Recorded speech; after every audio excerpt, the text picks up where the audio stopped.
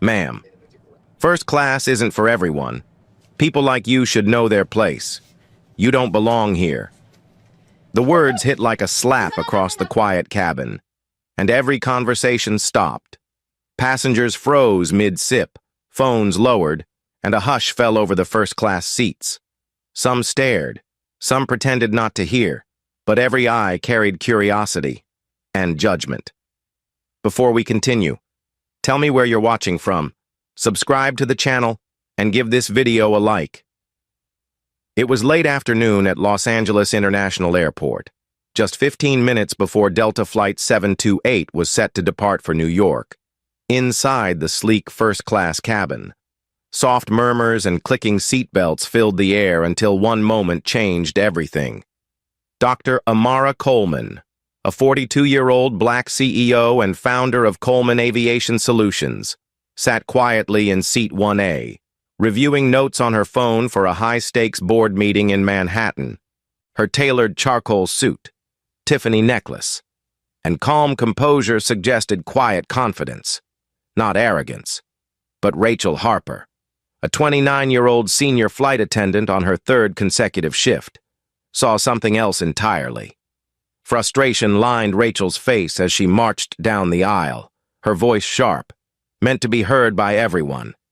"I need to see your boarding pass again." Amara looked up, unbothered, and handed it over. Rachel scanned it quickly, then snapped. "This isn't right. You need to move to coach immediately." A ripple of tension spread through the cabin. Ethan Caldwell, a young tech entrepreneur in seat 1C known for his constant live streams, perked up and grinned, without hesitation. He tilted his phone toward Amara and whispered to his growing audience, "Y'all, we've got a situation here. Someone trying to sneak into first class. Watch this." 47 viewers became 92 within seconds. Rachel, noticing the camera, straightened, sensing an audience. She raised her voice deliberately.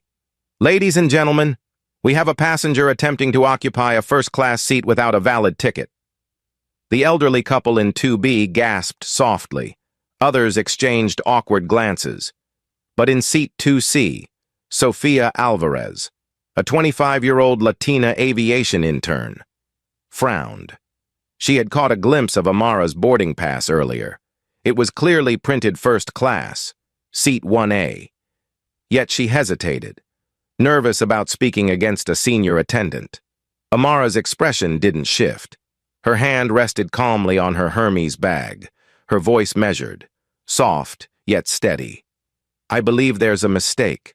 I'll wait for your supervisor to resolve this." Her composure seemed to provoke Rachel further. "Supervisor?" she scoffed loudly. "Ma'am, you're moving now or I'm calling security." Ethan grinned at the camera, whispering, "She's gonna get dragged out. Wait for it." His viewers flooded the chat with comments, some laughing, others cruel, a few openly racist. The live stream count ticked upward.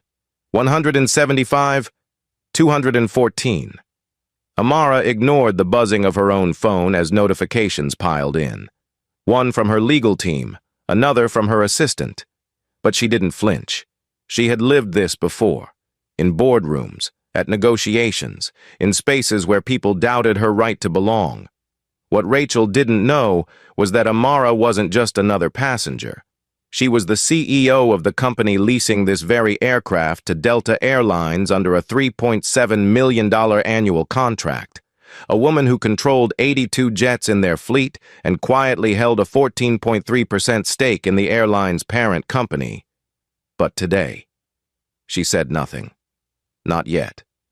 Rachel's irritation grew with the silence. Without warning, she yanked the boarding pass from Amara's tray, glanced at it, and tossed it back sharply, the paper striking Amara's chest with a dry, cutting snap. The sound landed heavy in the silence, louder than any shout. Sophia flinched. Ethan leaned closer to his phone, whispering, "Oh, it's getting real now." Amara placed the boarding pass neatly back on her tray, adjusted her suit jacket, and looked Rachel in the eye. Her voice was calm, deliberate. "Call the flight manager." Rachel crossed her arms, her tone dripping with sarcasm. Security will handle this faster. She tapped her headset. Officer to Gate 34A, passenger dispute from the jet bridge. The steady stomp of boots approached, and a tall figure appeared. Officer Jamal Torres, a 40-year-old airport security veteran.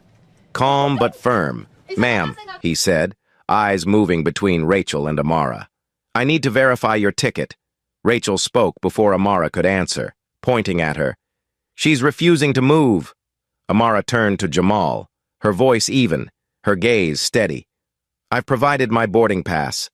If verification is needed, I'll wait for the highest-ranking officer available. A few passengers exchanged glances, sensing there was more here than anyone realized. Sophia's hands fidgeted nervously as she whispered to Clarence Moore. A retired pilot in 2D. I saw the ticket. It's valid. Clarence nodded grimly but stayed quiet. For now. Ethan adjusted his camera. Delighted. His live stream jumping to 389 viewers. Comments exploded as the hashtag #FirstClassFraud began spreading. Rachel's confidence swelled with each passing second. She mistook the silence around her for support. She turned slightly toward Ethan's phone, almost performing now, and said loudly, Rules are rules. We can't let someone just take a seat they didn't pay for. Amara finally lifted her gaze to meet hers fully. Her tone didn't change, but the weight behind her words did. Everyone here paid. The only difference is how we choose to treat one another. The statement cut through the cabin like a blade, and the chatter died instantly. Somewhere in the back, a passenger stopped recording mid-swipe for the first time. Rachel faltered, but her pride wouldn't let her back down. She folded her arms tightly and said, This will all be sorted when security removes you. Amara didn't move. Her phone vibrated again. Another message from her legal counsel. Media's watching. Keep calm. We're monitoring everything. She glanced once at Rachel, her voice low but firm. Call your manager. Rachel hesitated, caught between procedure and pride, then sneered toward Ethan's camera. This is going viral either way. She wasn't wrong. Ethan's live stream climbed past 500 viewers in under 2 minutes. Sophia clenched her fists, her instinct screaming to speak, but fear held her still. She knew. Though, deep down, this wasn't over. The heavy stomp of boots echoed down the jet bridge as Officer Jamal Torres stepped into the first-class cabin. His dark uniform sharp, his expression controlled, and the tension immediately shifted. The air was thick, charged, and every passenger knew this was no longer a simple seat dispute.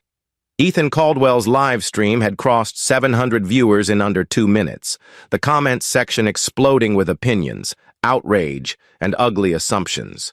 This is it, folks, Ethan whispered, adjusting the angle to capture Rachel, Amara, and Jamal in one frame. Rachel stepped forward quickly, pointing at Amara with authority she didn't truly have. Officer, she refuses to leave this seat, she declared loudly, her voice deliberately theatrical. She doesn't have the right ticket. Jamal's gaze swept from Rachel's flushed, defensive face to Amara's composed posture, her boarding pass neatly placed on the tray in front of her. Ma'am, I need to verify your ticket, he said calmly, his voice lower than Rachel's but carrying more weight. Amara looked up, her eyes steady, her tone even. Of course. Officer, I've presented my ticket twice already, but if there's any doubt, I'd like the flight manager present before any decisions are made. There was no fear in her voice, no anger either, just an unshakable calm that unsettled Rachel more than she wanted to admit. Sophia Alvarez, sitting in 2C, shifted uncomfortably, her fingers gripping the edges of her seat. She had seen the ticket.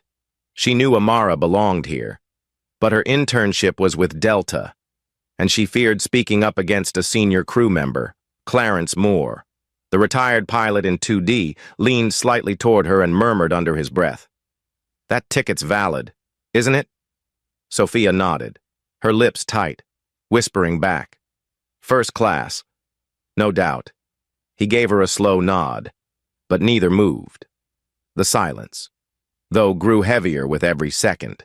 Meanwhile, Ethan's live stream surged past 1,000 viewers. Comments flew across the screen faster than anyone could read. Kick her off.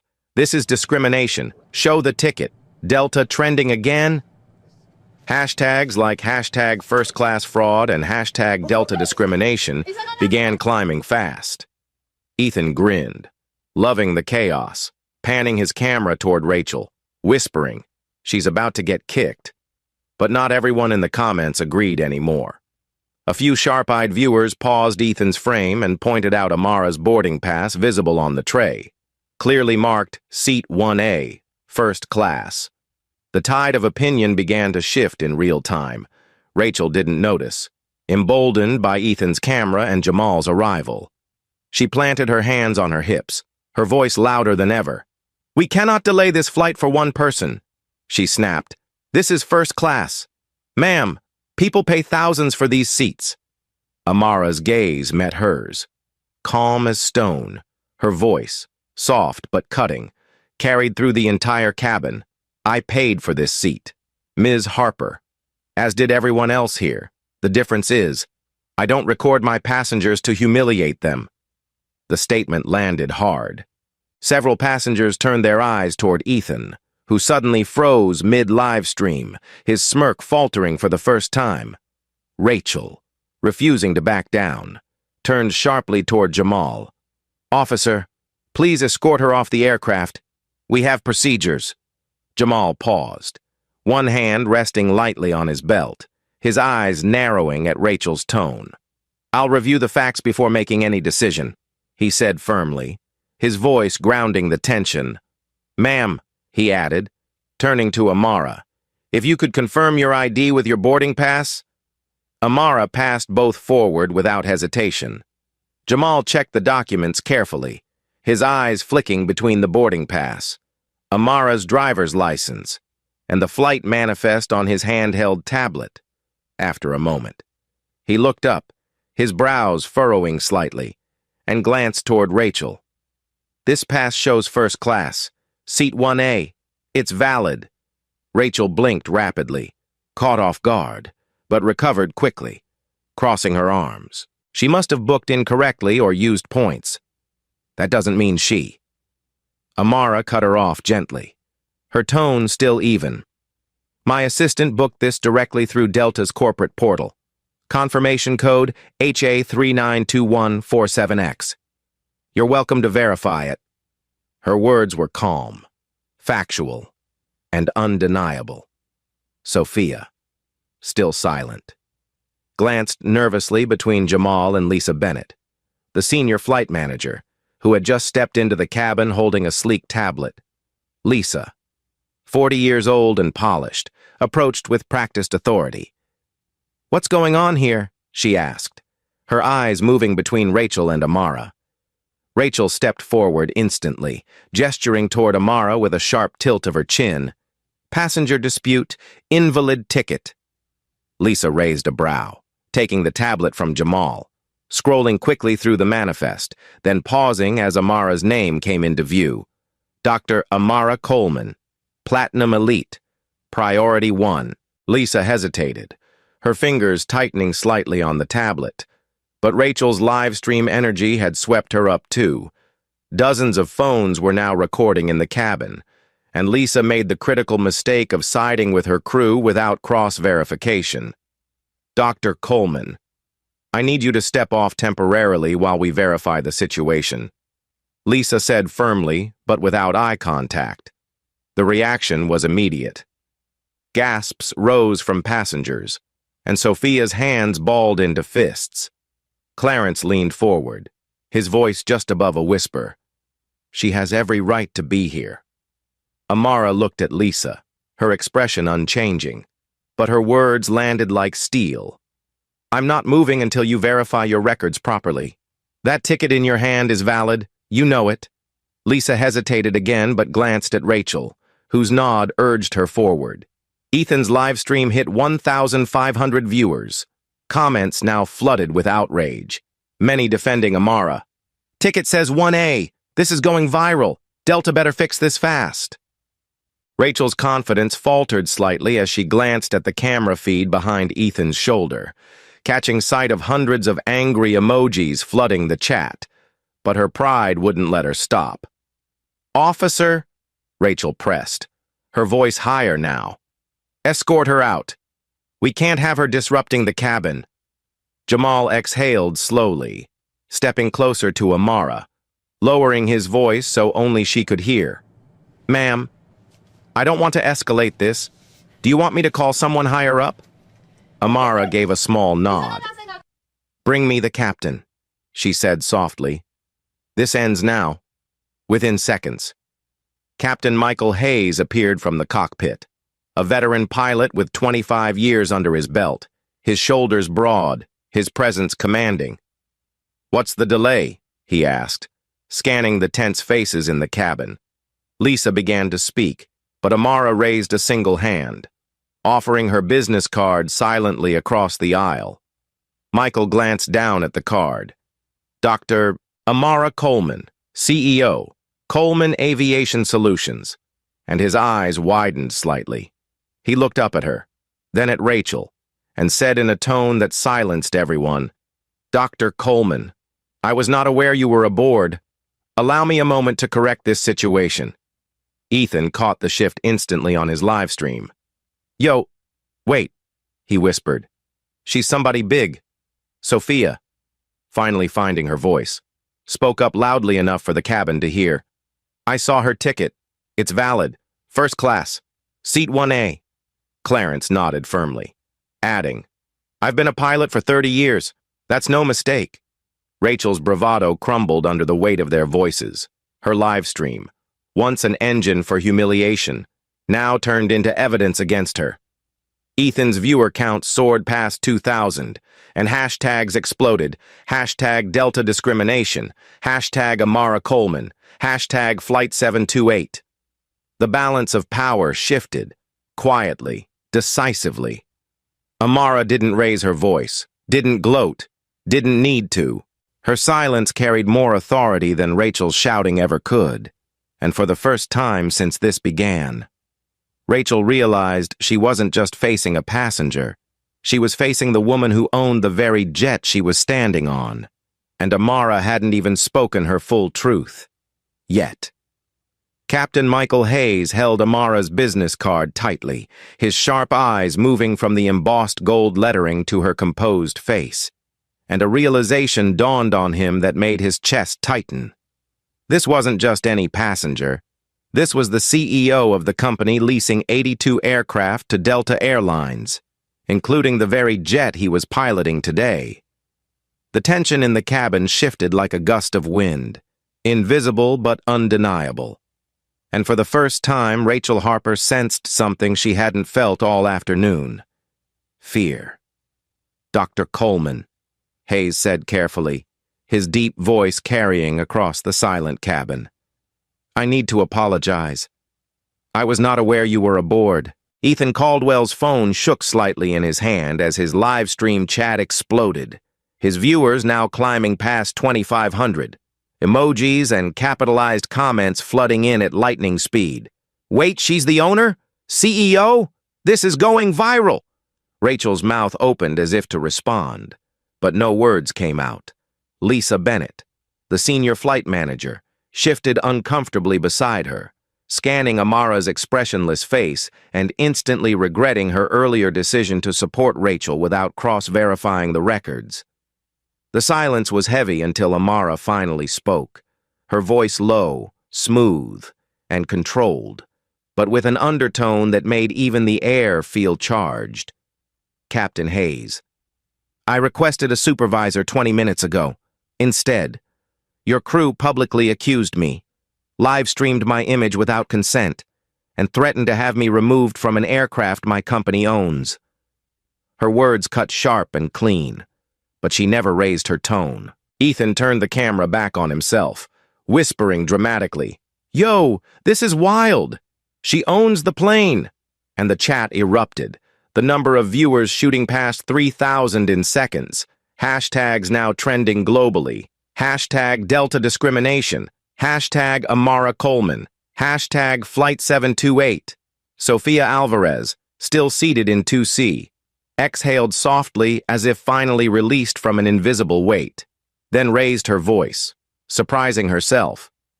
"I saw her ticket," she said firmly, her voice shaking slightly but growing stronger with each word. "Seat 1A, first class, fully paid, Clarence Moore, the retired pilot," leaned forward in 2D and added with authority. "And I know who she is. Coleman Aviation leases nearly half of Delta's long-haul fleet. This entire incident never should have happened." Rachel's composure began to crack, her knuckles whitening as she gripped her service tablet. I didn't know," she stammered softly, but Ethan's microphone picked up every syllable, his live stream now crossing 4,000 viewers. Lisa Bennett tried to salvage control, clearing her throat and addressing Amara. "Dr. Coleman, we deeply regret the misunderstanding. We'll, resolve this immediately and privately." Amara's gaze moved slowly from Lisa to Rachel, then finally to Ethan's raised phone, and she said calmly, "There's nothing private about this anymore. Ms. Bennett, your flight attendant chose to make this public the moment she hit live stream. We'll resolve it exactly as publicly as it began." Her words landed like steel on glass, and several passengers murmured in quiet agreement. Hayes stood straighter, turning slightly toward Lisa, his voice controlled but sharp. "Lisa, verify everything now, full manifest, and get regional on the line." Lisa nodded quickly, tapping furiously on her tablet as beads of sweat gathered at her temple. Meanwhile, Ethan's comments section exploded in a storm of outrage and solidarity. "She's the owner. Fire Rachel now. Delta stock about to drop." Someone in the chat even posted a screenshot of Coleman Aviation's fleet contract with Delta, pulled directly from a public filing, and Ethan's jaw dropped. "Guys," he whispered into the camera, "her company gets $3.7 million a year from Delta for this plane alone. She literally owns this jet." His viewership passed 5,000. Notifications pinging so rapidly that his phone began to lag. Sophia leaned over her tray table and whispered to Clarence, "They have no idea how bad this looks." Clarence shook his head gravely. "Corporate's going to feel this within the hour," he muttered. Rachel's confidence finally cracked entirely. I was following protocol," she said weakly, avoiding eye contact. Amara turned her attention fully on her now, her expression unreadable, but her voice carrying quiet power. "Protocol does not allow public humiliation. Ms. Harper, it does not allow assumptions based on appearance. It does not allow live streaming your passengers without consent." Rachel swallowed hard but said nothing, her earlier bravado evaporating like mist. Lisa Bennett's tablet chimed loudly, and she glanced at the display, her voice shaky when she spoke. "Dr. Coleman, I've just confirmed your Platinum Elite status and Priority 1 designation. Our Regional Operations Director would like to speak with you directly." Hayes motioned for her to patch the call through his cockpit comm, but Amara raised a hand, stopping him. "Put it on speaker," she instructed calmly. Lisa hesitated but complied, and within seconds Vanessa Klein's crisp voice filled the cabin. Carrying the authority of Delta's Western Regional Director, Dr. Coleman, Vanessa began carefully. "We were just informed of the situation. First, on behalf of Delta, allow me to apologize.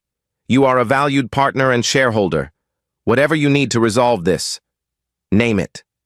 Passengers shifted in their seats, their eyes wide, realizing the scale of what was unfolding live before them.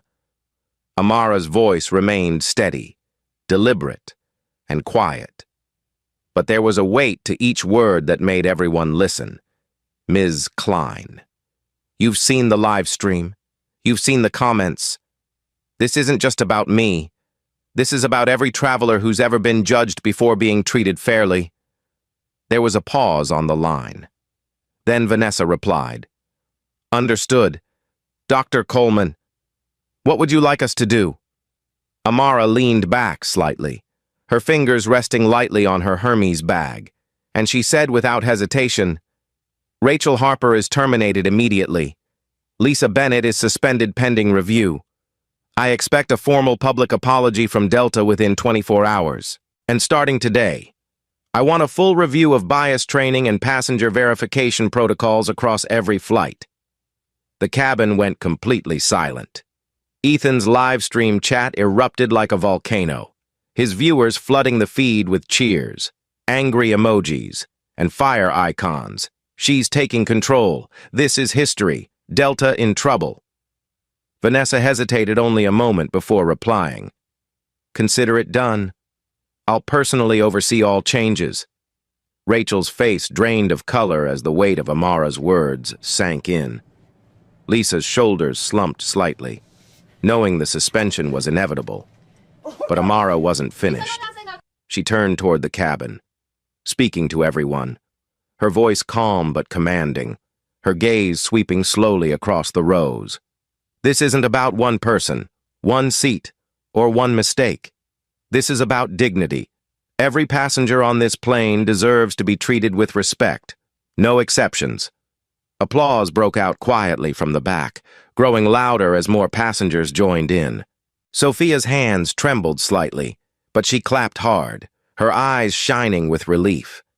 Clarence nodded slowly, his weathered hands coming together in steady rhythm, a soft smile forming as he whispered, "She's changing the game." Ethan, his phone still raised, turned it back to himself and whispered to his thousands of viewers, "I was wrong. I judged her, just like Rachel did. But she's not just a CEO. She's a force." His live stream topped 6,000 viewers, the hashtags climbing into Twitter's top 10 trending list within minutes. Notifications pinged from news outlets beginning to pick up the story. CEO humiliated on Delta flight, reveals she owns the jet.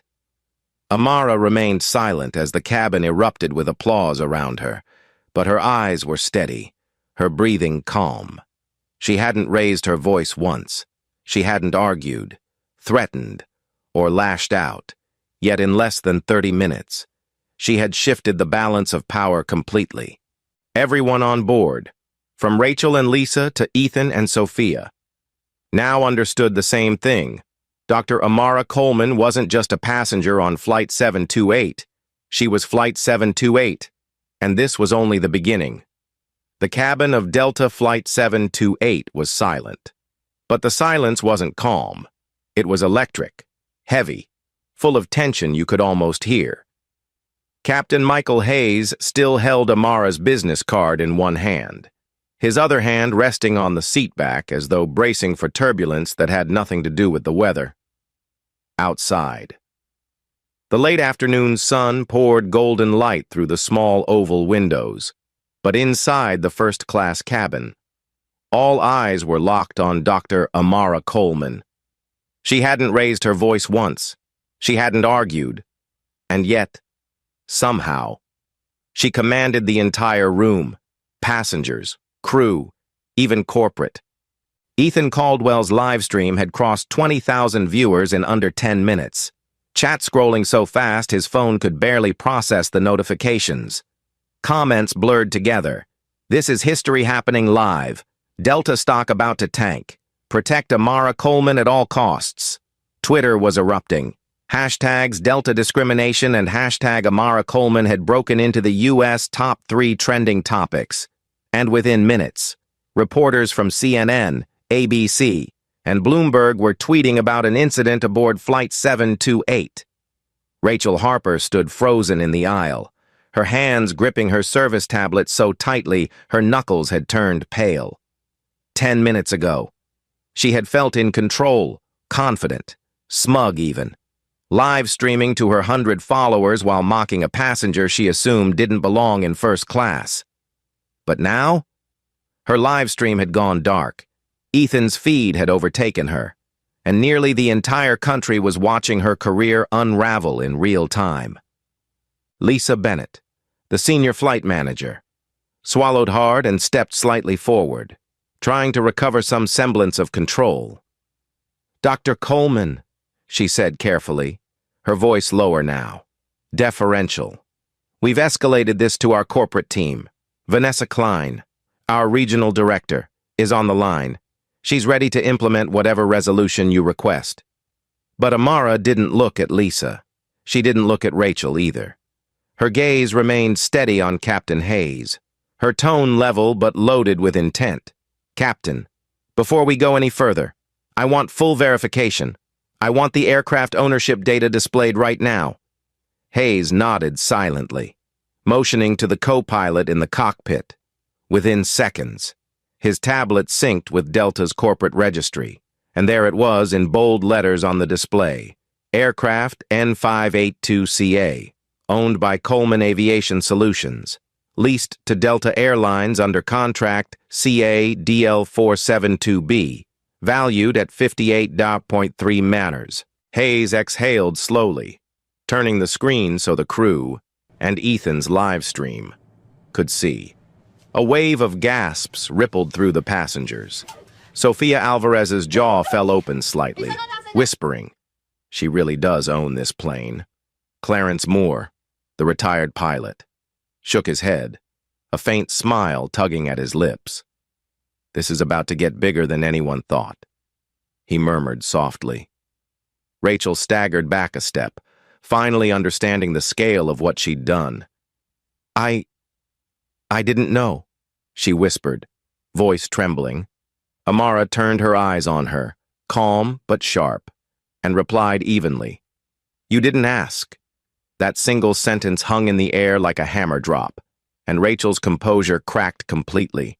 Ethan's camera zoomed slightly, catching every detail, the pallor in Rachel's face, the tightness in Lisa's jaw, the unwavering steadiness in Amara's expression.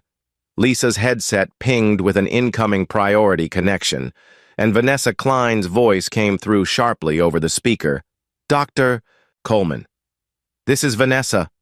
Our legal and PR teams are fully briefed. We are prepared to take immediate action to ensure your concerns are addressed." Amara's reply came measured, deliberate. "Immediate action won't undo the humiliation your staff caused me or the passengers who've witnessed it. But you will make changes starting today." Vanessa hesitated, then said cautiously, "What would you like us to implement?" Amara leaned back in her seat, her voice steady and precise, every syllable audible even over the rising hum of passengers recording on their phones. "Mandatory bias training for every crew member in this company. Updated passenger verification protocols to prevent arbitrary accusations. A dedicated passenger hotline for complaints handled directly by senior management.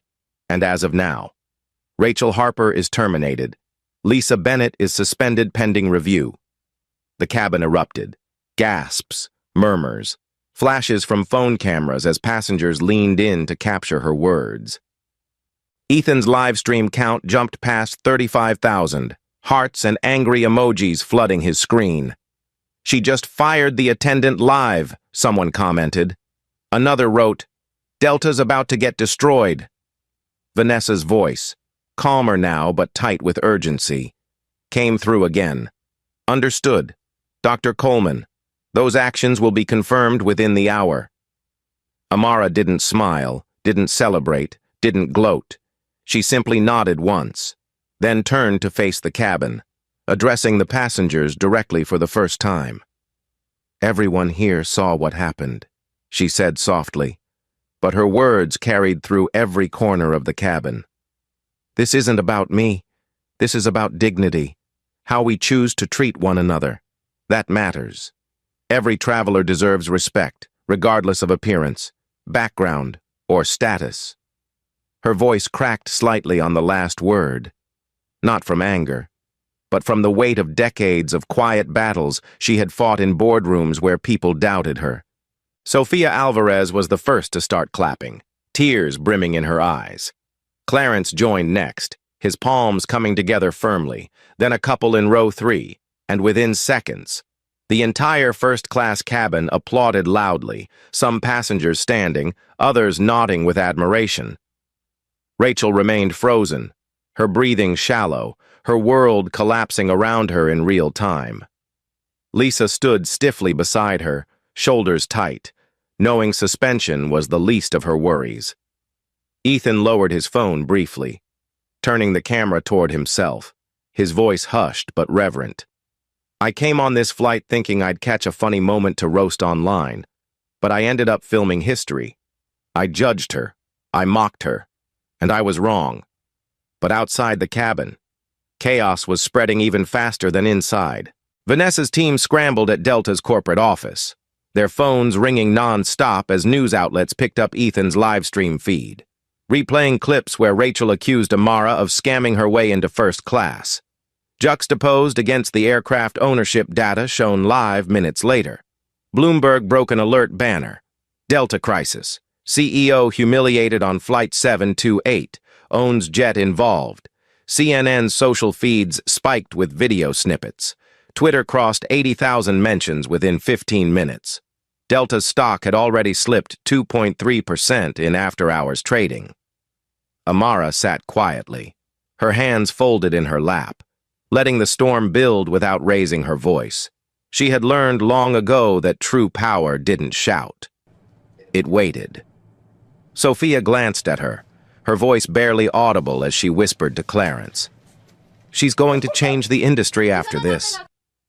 Clarence nodded solemnly. She just did. He said, Ethan's live stream reached 50,000 viewers as the chat lit up with breaking news alerts and trending tags. Sophia finally took out her own phone and began live streaming in Spanish, translating Amara's words for her audience back home. And within minutes, her small stream hit nearly 3,000 viewers, multiple languages, multiple platforms, one story. The story of a black woman who had been humiliated for daring to exist in first class, only to reveal she owned the very jet she was sitting on. Rachel finally broke her silence, her voice barely above a whisper. Dr. Coleman, I'm sorry. Amara turned her gaze toward her slowly, her face unreadable, and after a long pause, she said softly, You'll have time to reflect. Choose to use it well. In that moment, every passenger knew something fundamental had shifted, not just on Flight 728, but in the way the entire industry would operate from this day forward. And Amara Coleman hadn't even begun. The first-class cabin of Delta Flight 728 no longer felt like an airplane. It felt like the center of the world. The once private confrontation had transformed into a national spectacle, playing out live across tens of thousands of screens. Ethan Caldwell's live stream, now topping 10,000 concurrent viewers, was mirrored by Sofia Alvarez's Spanish-language stream, which had surged past 12,000 viewers on TikTok. Passengers in economy, unaware at first, were now watching clips on their own phones, whispering about the black woman in Seat 1A who had just taken control of an entire airline mid-flight.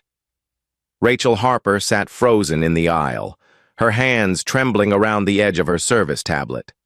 Her earlier bravado had evaporated completely, her lips parted slightly as if to speak. But no words came. Lisa Bennett, the senior flight manager, stood a few feet behind her, her jaw tight. Headset pressed close to her ear as instructions from corporate poured in rapid fire. The situation had escalated far beyond Delta's control. Vanessa Klein's voice returned over the cabin speaker, sharper now, urgency in every syllable. Dr. Coleman, this is Vanessa. Corporate legal and executive leadership are monitoring the live stream and the trending hashtags.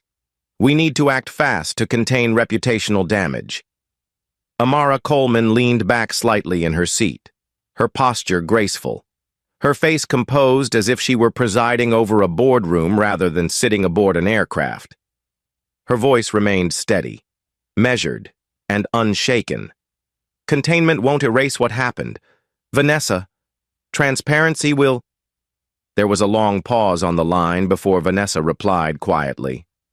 Understood. Amara's gaze shifted toward Rachel, who still hadn't moved. Effective immediately, Amara said, her tone low but carrying enough weight to silence the cabin. Rachel Harper is terminated. Remove her badge and access credentials the moment this plane lands. Rachel flinched as if struck, her breath catching audibly, the tablet slipping from her grip and clattering softly to the carpet. The live stream audience erupted instantly. Ethan's phone pinged so rapidly that he had to silence notifications. Comments flooded in at dizzying speed. Fired live. Accountability in real time. Delta stock already falling. Lisa Bennett, sensing her own position crumbling beneath her, straightened her posture and stepped forward carefully. "Dr. Coleman," she began, her voice low and deliberate. "I take full responsibility for not verifying protocol sooner." Amara's eyes turned toward her, calm but piercing. "Responsibility," she said softly. "Isn't words, Ms. Bennett, it's action." Lisa nodded stiffly, tears threatening to break through her controlled expression. Vanessa's voice returned through the headset, audible to Lisa but picked up faintly by nearby passengers. "Lisa Bennett is suspended, effective immediately, pending full investigation." Lisa exhaled slowly, closing her eyes for a moment before stepping back, her hands clasped tightly in front of her. Captain Michael Hayes cleared his throat, his deep baritone steady but quieter than before. "Dr. Coleman," he said respectfully, "Delta Corporate has requested we prepare an incident report for immediate review upon landing." Amara nodded once, her tone even but firm. "Prepare two, one for corporate, one for my legal team." Ethan's camera panned briefly to capture Hayes's reaction, his composed face betraying only a flicker of realization at her last words. In less than 30 minutes. Amara Coleman had shifted from passenger to power broker, and now the stakes reached far beyond this aircraft. Back at Delta's Atlanta headquarters, executives scrambled in a crisis room as trending hashtags lit up national dashboards. Hashtag Delta discrimination, hashtag Flight 728, and hashtag Amara Coleman dominated Twitter's top 10, while clips from Ethan's live stream hit CNN, NBC, and Bloomberg within minutes.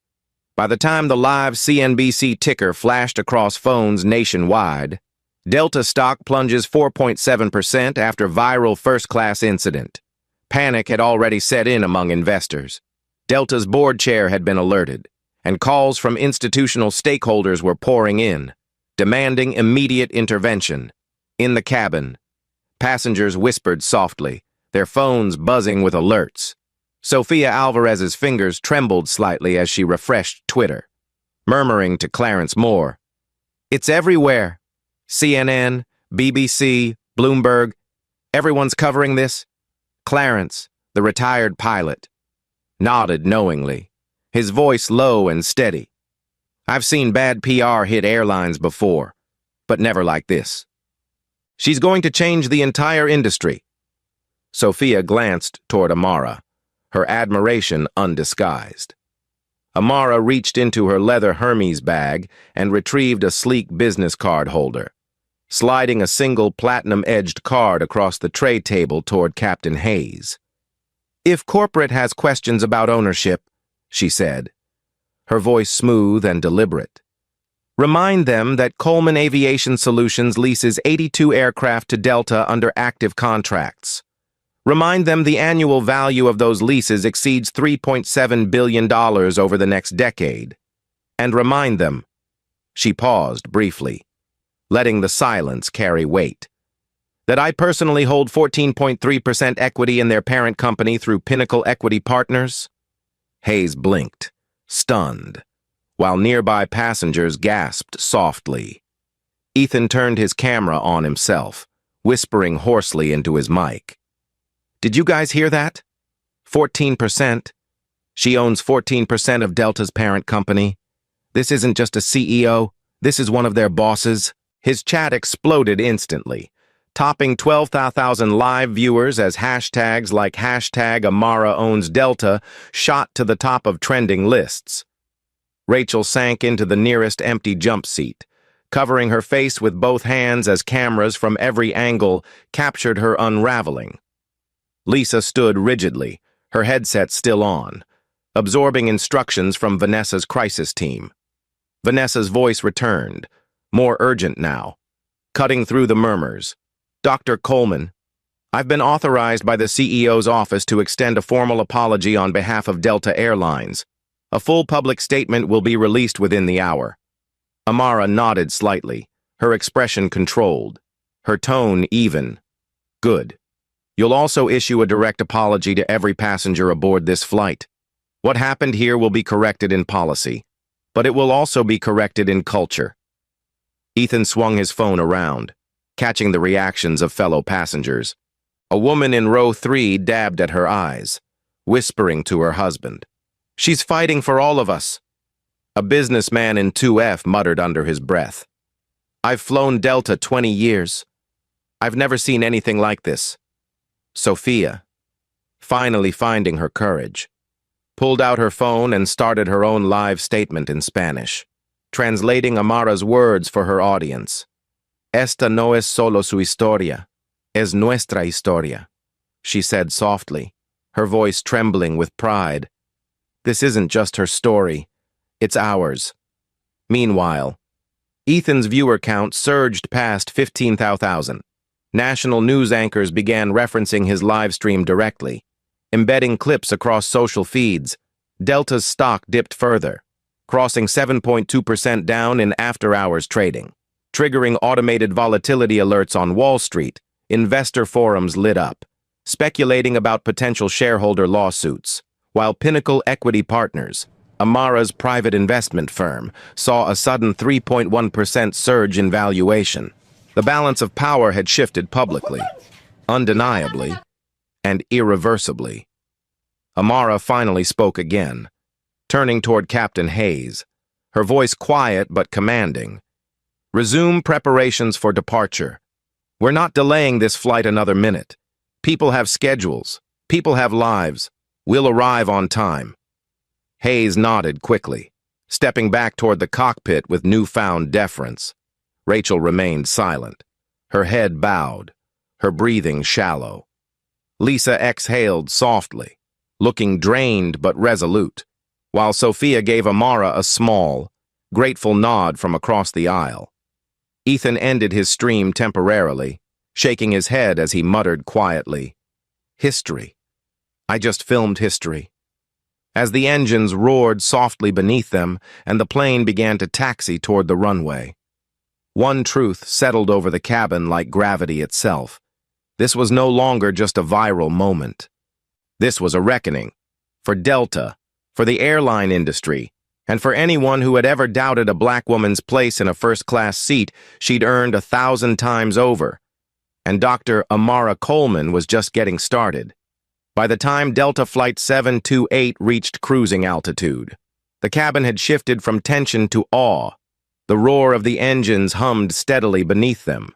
But inside the first-class cabin, the only sound was the quiet clicking of phones as passengers scrolled through headlines exploding across every major platform. CNN, Bloomberg, and BBC were live streaming Ethan Caldwell's footage directly. With viewership topping 3.8 million concurrent streams worldwide, Ethan's once modest following had transformed into a breaking news pipeline overnight, and his live stream, which now exceeded 22,000 active viewers, was being clipped, translated, and shared in real time across TikTok, Twitter, Instagram, and YouTube. Hashtags Amara Coleman, hashtag Delta Discrimination, and hashtag Flight 728 dominated global trends, appearing on feeds from New York to London, São Paulo to Seoul. Rachel Harper sat rigid in the jump seat at the front of the cabin, her face pale, her uniform creased. As she stared blankly at the floor, Lisa Bennett remained in the galley, headset clutched tightly to her ear, receiving continuous updates from Vanessa Klein and Delta's crisis team. They had confirmed Rachel's termination, Lisa's suspension, and the immediate initiation of a corporate audit. But this wasn't about 2 employees anymore. This was bigger than Delta. This was about an entire industry reckoning with something it had ignored for too long. Amara Coleman sat composed in seat 1A, her hands folded neatly in her lap, the soft light above her catching the subtle silver edges of her Tiffany necklace. Her phone buzzed with notifications she ignored, hundreds of missed calls, thousands of unread messages. Journalists wanted quotes, investors wanted statements, politicians wanted meetings. But Amara wasn't thinking about herself. She was thinking about what came next. Captain Michael Hayes stepped out of the cockpit once more, his usually steady demeanor replaced with reverence. He cleared his throat before speaking softly. "Dr. Coleman, the CEO of Delta's parent company is requesting a private call." Amara shook her head gently, her tone calm but firm. "This isn't private anymore. Captain, they can listen, but we're doing this in the open." Sofia Alvarez, still seated across the aisle, glanced up sharply at those words, admiration glowing in her eyes. Clarence Moore, the retired pilot, nodded approvingly and whispered under his breath, "That's leadership." Vanessa Klein's voice returned over the cabin speaker, audible to everyone. Her tone carried the gravity of a corporate executive under immense pressure. "Dr. Coleman, after reviewing the footage and live data, Delta Airlines is implementing immediate policy changes. As of tonight, we are launching a zero-tolerance protocol for discriminatory conduct, a complete overhaul of passenger verification procedures, and mandatory bias training for every frontline employee, including executives." The announcement triggered a wave of murmurs through the cabin, passengers leaning toward one another, whispering. "Did you hear that?" Ethan, still live streaming, tilted his phone back to his own face, speaking into the camera with an intensity he didn't have an hour ago. "Guys, you're watching real change happen live. This isn't just about one seat or one woman. This is about how companies treat their customers. Period. Dr. Coleman's making history right here, right now." His comments section flooded instantly with applause emojis, raised fist icons, and messages of support from around the world. Watching from South Africa, love from London, greetings from Brazil. Sophia started her own bilingual feed alongside Ethan's, translating Amara's words into Spanish as thousands of her viewers joined in, sharing personal experiences of mistreatment during travel. Amara waited until Vanessa finished, then finally spoke, her voice measured but carrying an undeniable weight. "Vanessa, I appreciate the immediate response, but this isn't about protecting Delta's reputation. It's about protecting the dignity of every passenger, every crew member, and every professional in this industry. Discrimination has no place in aviation, or anywhere." Her words landed with the gravity of a keynote address, recorded on dozens of phones in the cabin and broadcast to millions online, within seconds. Ethan's live stream viewer count surged past 35,000. Then came the first ripple effect. CNBC broke a flash alert. Delta announces sweeping reforms following Flight 728 incident. FAA to review new anti-bias protocols. Wall Street reacted immediately. While Delta's stock remained volatile, Pinnacle Equity Partners, Amara's private equity firm, saw an unexpected 6.4% surge, investors betting on her influence to stabilize and modernize the industry. By the time Vanessa returned on the line, her voice was different, no longer defensive, but collaborative. "Dr. Coleman, we want you to partner with us to lead these changes. The board is prepared to create a dedicated passenger equity council under your guidance." The cabin erupted in quiet gasps. Sophia covered her mouth, her eyes widening in disbelief. Clarence leaned back in his seat, a slow smile forming as he muttered, "She's rewriting aviation history before we even land?" Amara didn't answer immediately. She folded her hands, closed her eyes briefly, and exhaled slowly, choosing her words carefully. "I'll consider it," she said finally. "But my conditions stand. These reforms must be public, transparent, and enforced. No exceptions. Vanessa hesitated for only a moment before replying. Understood. Consider it done. Meanwhile, the outside world was moving at lightning speed. ABC News streamed live interviews with aviation analysts calling the incident a defining moment for Delta. TikTok exploded with trending clips, some highlighting Rachel's words, others replaying Amara's calm responses, framing her as a symbol of quiet power. CNN ran a headline banner, "Coleman versus Delta, the viral flight-changing corporate America," at the same time. Thousands of everyday travelers flooded Delta's customer service channels, demanding accountability and praising Amara's leadership. Within an hour, over 78,000 public complaints citing discrimination were logged across U.S. airlines, forcing the FAA to announce a review of industry-wide standards inside the cabin. The atmosphere had transformed. Passengers who were silent earlier now approached Amara quietly, thanking her for standing up not only for herself, but for them, too. A young mother in row 3 leaned down, tears in her eyes, whispering, "I've been profiled before. Nobody ever listened." "Thank you." Amara placed a gentle hand on hers and said softly, "Everyone deserves respect. That's all I asked for." Sophia wiped at her eyes discreetly, overwhelmed by the weight of the moment. Ethan ended his first live stream and immediately started another, switching to a direct conversation with his viewers. "We're not just watching news," he said passionately, leaning toward his phone.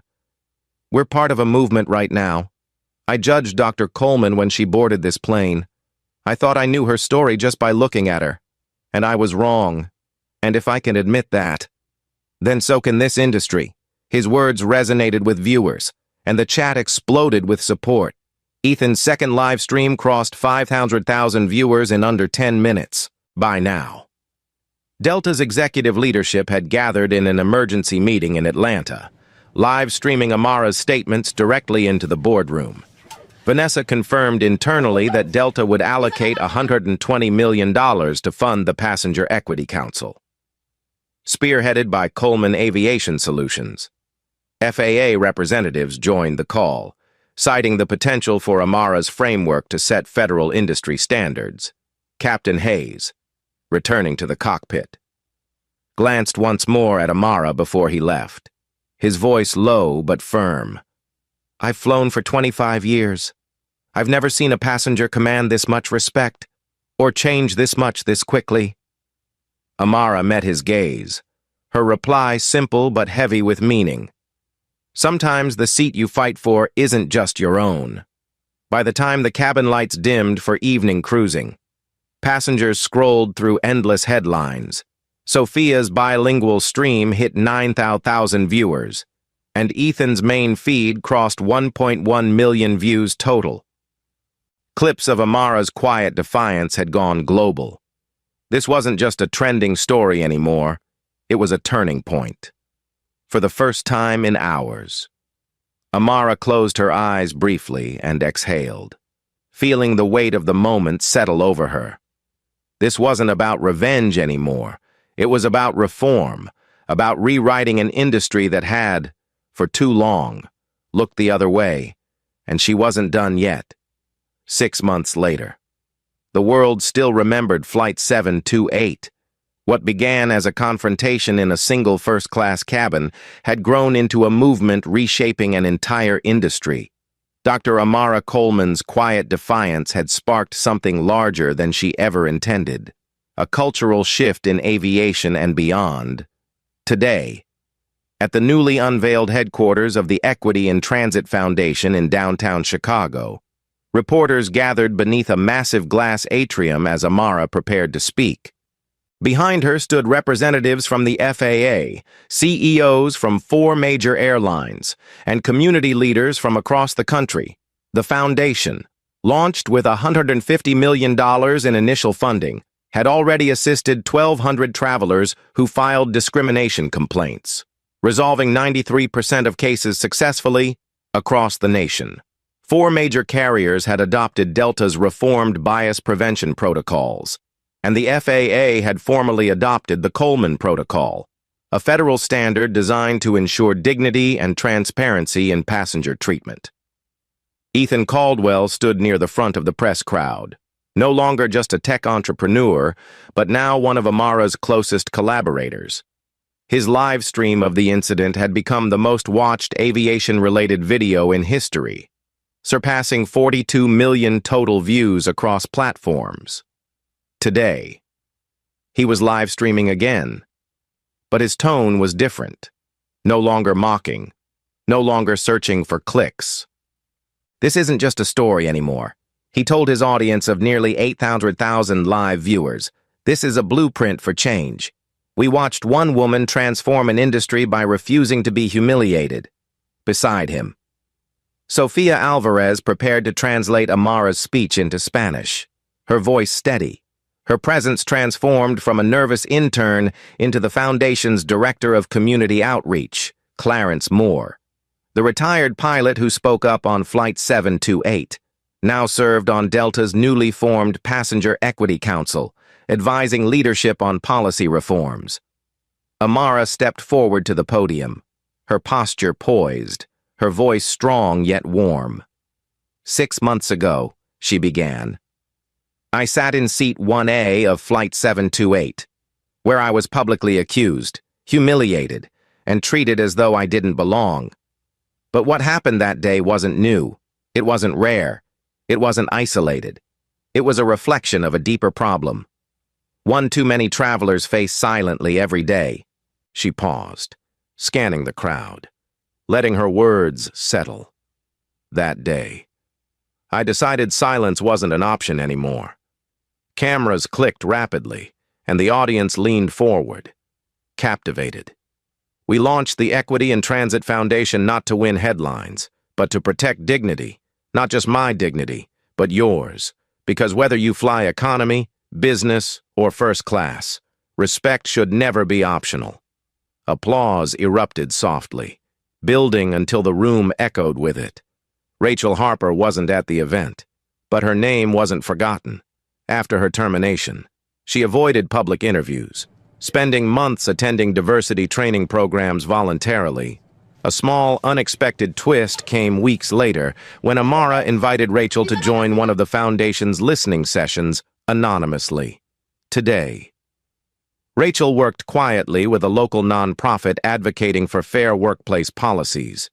Lisa Bennett, the suspended flight manager, returned to Delta after her review, dedicating her position to ensuring crew members receive ongoing training in ethics and inclusivity.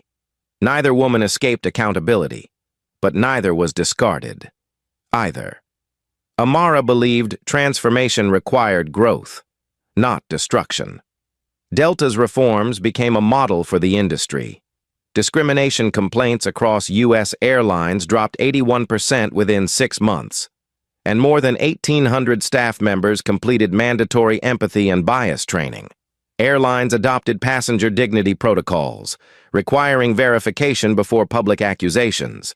The FAA endorsed Amara's framework as the national standard, nicknamed the Coleman Protocol in her honor, making Flight 728 a case study now taught in aviation schools worldwide.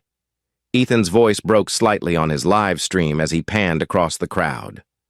We all saw her on that plane, he told his audience quietly. She didn't yell, she didn't threaten, she just stood in her truth and forced the world to listen. Sophia's translation echoed softly over his audio feed, ensuring viewers across Latin America, Spain, and Mexico understood the full weight of the moment. In just 6 months, Amara's story had transcended borders, sparking conversations about dignity and representation on every continent. As the applause faded, Amara concluded her speech with a promise. We cannot undo every injustice, but we can make sure silence never protects it again. We can choose action, we can choose humanity, and if Flight 728 taught us anything, it's this. Power doesn't come from owning jets or stocks or companies. Real power comes from using your influence to protect those without it. Her words hung in the air, heavy and unshakable. Cameras flashed, audiences online flooded Ethan's chat with hearts, clapping emojis, and simple three-word phrases. We choose dignity. Standing in the crowd, Sophia glanced at Clarence, whispering softly. She's changed everything, hasn't she? Clarence nodded, his eyes moist, replying with quiet conviction. She didn't just change the industry, she changed us. And as Amara stepped away from the podium, the weight of Flight 728 transformed fully from controversy into legacy. Her story had started in humiliation, but ended in hope. Proof that dignity wasn't negotiable and change wasn't impossible. For millions of travelers, from crowded gates to first-class cabins, she had redefined what respect looked like and turned one painful moment into a movement that would outlast her lifetime. Thank you for watching. If you enjoyed this story, subscribe, like, and comment below where you're watching from. Your support means everything. See you in the next story.